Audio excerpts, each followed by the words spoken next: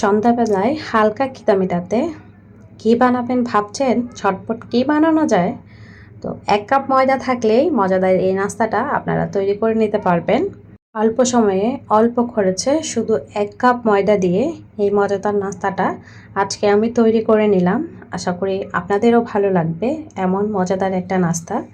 একবার না ট্রাই করলে বুঝতেই পারবেন না। তো চলুন কী কী লাগছে দেখে আসি।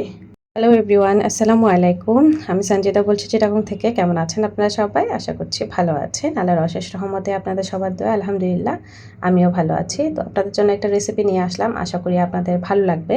তো রেসিপিতে আমার তেমন কিছুই লাগছে না, শুধু 1 কাপ ময়দা আর ঘরে থাকা পেঁয়াজ, টমেটো, কাঁচামরিচ, এগুলো তো আমাদের সবার বাসায় থাকে।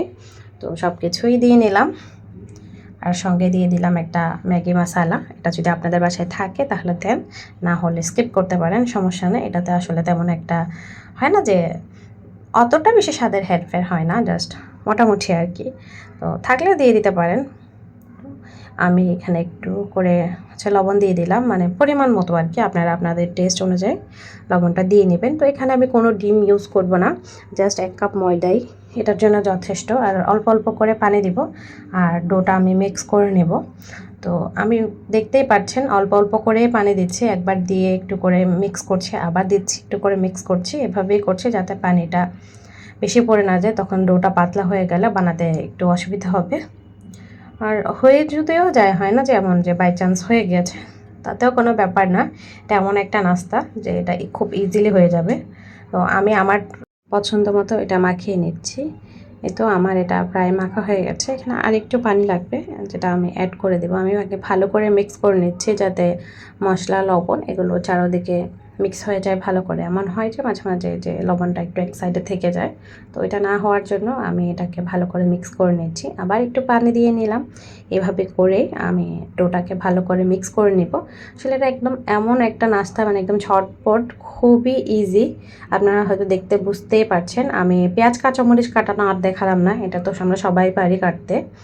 তো ওইটা আর কাটাটা কী বা দেখাবো, তো তাই দেখালাম না, যেহেতু ভিডিওটা অনেক বড় হয়ে যাবে। যাই হোক, একটা ফ্রাই প্যান বসিয়ে দিলাম, মানে সামান্য একটু তেল দিয়ে নিলাম।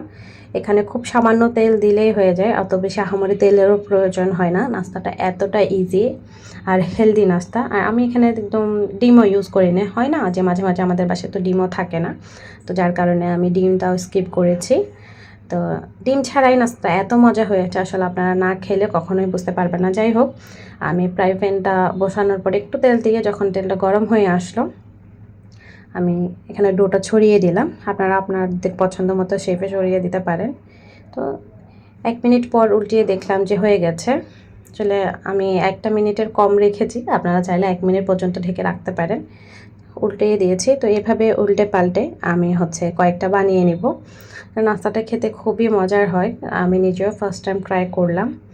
আমি প্রত্যেকবারই বানিয়েছি, মানে আরও কয়েকবার আমার এটা বানানো হয়েছে, কিন্তু ডিম ছাড়া আমি কখনো এটা বানানোর কথা ভাবিনি। তো আজকে যেহেতু বাসায় ডিম ছিল না, তো ভাবলাম যে ঠিক আছে, দেখি হয় কি না। তো দেখলাম আলহামদুলিল্লাহ আমি সাকসেসফুল। তো তাই ভাবলাম যে আমার ইউটিউব ফ্যামিলির সাথেও আমি এটা শেয়ার করি, যাতে বাচ্চাদের জন্য এটা শর্টকাট করে নেওয়া যায়, মানে হালকা খিদা লাগলে আর কি যেটা হয়। আর আমি তো রোজা রেখেছিলাম, আমি রোজা রেখেই এটা খেয়েছি, এটা দিয়ে আমার রোজার ইফতার করেছি। খাবারটা আসলে খুবই মজার হয় খেতে। আর রোজা রাখলে তো এরকম একটু ঝাল ঝাল খেলে ভালো লাগে। আমি যেহেতু আমার বাচ্চা খাবে, আমি একটু কম ঝাল দিয়েছি। আপনারা চাইলে কম বেশি করে নিতে পারেন। দেখেন একদম খুব সুন্দর করে এটা হয়ে যাচ্ছে, একদম ছিদ্র ছিদ্র হচ্ছে। মাশাল্লাহ মাশাল্লাহ, মানে খুবই ভালো হয়েছে। আমি আসলে এক্সপেক্টও করিনি যে এত ভালো হবে। যাই হোক, নিজেরটা নিজে বেশি প্রশংসা করে ফেললাম। এই তো এর মধ্যে আমার রুটি এক একটা ছেঁকা হয়ে যাচ্ছে, একটু ভালো করে নিচ্ছি। দেখেন চারদিকে কি সুন্দর জালি জালি হয়েছে। এই বিষয়টা আমার খুব ভালো লেগেছে, মানে পাটিসাপটার মধ্যে যেটা আমরা জালি ক্রিয়েট করতে চাই আর কি। আমি আস্তে আস্তে করে সবগুলোই বানিয়ে নিলাম। এখন নাস্তাগুলো আমি আমার পছন্দের সাইজ মতো কেটে নেব, আপনারাও আপনাদের পছন্দ অনুযায়ী কেটে নেবেন।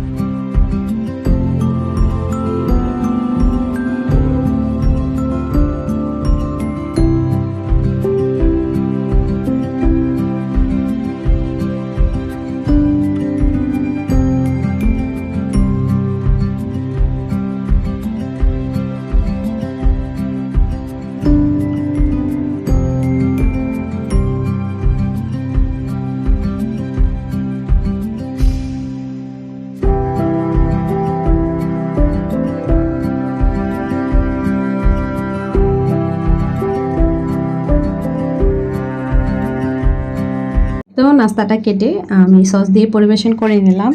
আপনারা চাইলে হয়তো বিভিন্ন রকম সস দিয়েও পরিবেশন করতে পারবেন, বাট টমেটো সস দিয়ে আমার বেশি ভালো লেগেছে। তা আমি এভাবেই আমার ছেলেকে দিলাম, মাশাআল্লাহ সে ট্রাই করছে। তো দেখতে দেখতে ভিডিও শেষ পর্যায়ে চলে এলাম। আমার আজকের এই রেসিপিটা কেমন লাগলো অবশ্যই একটা লাইক কমেন্ট করে জানাতে ভুলবেন না। আমার চ্যানেলে নতুন হয়ে থাকলে আমার চ্যানেলটা সাবস্ক্রাইব করে আমার পাশেই থেকে যাবেন। আজকের মতো এখান থেকে বিদায় নিচ্ছি, দেখা হবে নেক্সট কোনো ভিডিওতে। আল্লাহ হাফেজ, আসসালামু আলাইকুম।